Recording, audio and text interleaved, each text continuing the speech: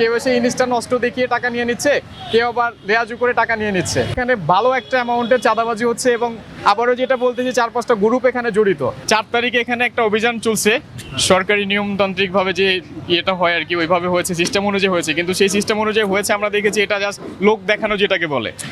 এখানে অভিযান চালিয়ে গেছে, সাথে সাথে আবার এরা বসে পড়ছে। আর সবচেয়ে বড় কথা ইন্টারেস্টিং ব্যাপার হলো তারা 2 হাত আগায় 10 হাত বাকি রেখে যায়।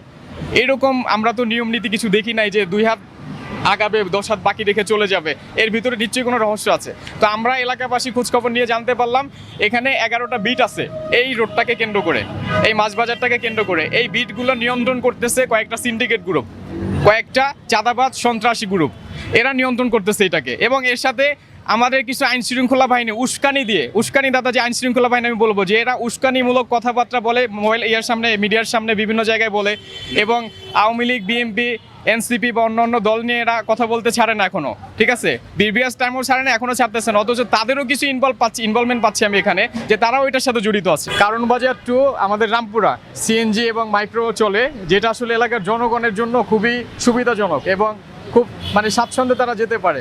এদের যে প্রাইসটা আছে সেটাও কিন্তু সীমিত, এদের সময় বাঁচে এবং এরা খুব দ্রুত এখান থেকে কারণ বাজার টু রামপুরা মুভ করতে পারে। সো এই বিষয়গুলো আমাদের নলেজ আছে যে এখানে কয়েকটা সিন্ডিকেট আছে, তারা হলো এই মাইক্রোবাস এবং সিএনজি যারা আছে এদেরকে খুব বিরক্ত করছে, ডিস্টার্ব করছে এবং বিভিন্নভাবে অস্ত্র দিয়ে হুমকি দেখাচ্ছে, টাকা পয়সা নিচ্ছে, হাতিয়ে নিচ্ছে। কেউ এসে ইনস্টা নষ্ট দেখিয়ে টাকা নিয়ে নিচ্ছে, কেউ আবার রেয়াজু করে টাকা নিয়ে নিচ্ছে।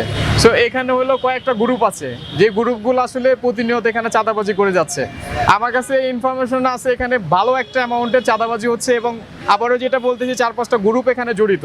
এই গ্রুপ নিজেরা কিছুদিন পর পরই মারামারি করে, কিছুদিন পর পরই এক গ্রুপ আরেক গ্রুপকে এখান থেকে তাড়ায়, আরেক গ্রুপ এসে দখল করে, আবার সেই গ্রুপের আরেক গ্রুপ এসে তাড়ায়। তো এইরকম ঘটনাগুলো হচ্ছে। তো যেহেতু এটা আমাদের মাননীয় এমপি মহোদয় নাহিদ ইসলাম সাহেবের এলাকা এবং আমাদের 11 আসনের মধ্যে পড়ছে, সেই ক্ষেত্রে আমরা এনসিপির পক্ষ থেকে আমরা এই উদ্যোগটা নিয়েছি যে এলাকাবাসীর যেন কোনো দুর্ভোগের কারণ এখানে না হয়, এখানে এমন কোনো ঘটনা যেন না ঘটে যাতে আমার এলাকাবাসীর প্রবলেম হয় এখানে চলাফেরা করতে। এখানে সন্ধ্যার পরে পরিবেশটা এতটা বাজে থাকে, এতটাই খারাপ থাকে যে এখানে হাঁটাচলা করা মুশকিল হয়ে যায়। একটা মেয়ে যদি এককভাবে হেঁটে যায় এখানে, এটা সেফটিরও একটা ইস্যু হয়ে দাঁড়াচ্ছে। সো এইসব বিষয়গুলো আমার মনে হয় আমাদের যে প্রশাসন আছে সেই প্রশাসনে যদি একটু সুদৃষ্টি দেয় এখানে, সেটাও আমাদের জন্য যতটা ভালো হবে। আবার আমরা যারা এনসিপির যারা আছে এবং অন্য দলের ভাইরা যারা আছে, যারা মানুষের ভালো চায়, এলাকার উন্নয়ন চায়, এলাকার মানুষের উন্নয়ন চায়, এলাকার মানুষ যেন সুষ্ঠুভাবে সুন্দরভাবে চলতে পারে সেটা চায়, সেই মানুষগুলো যদি আমাদের সাথে একাত্মতা প্রকাশ করে তাহলে এলাকায় কোনো মাদকদ্রব্য যে বিজনেস করে সেটাও থাকতে পারবে না, সেই সিন্ডিকেটও থাকবে না। প্লাস এখানে যারা অপকর্ম করতেছে, অপরাধের সাথে জড়িত এবং এই সিএনজি সিন্ডিকেট, মাইক্রো সিন্ডিকেটের সাথে জড়িত, তাদের বিরুদ্ধেও দ্রুত আমরা পদক্ষেপ নিতে পারবো।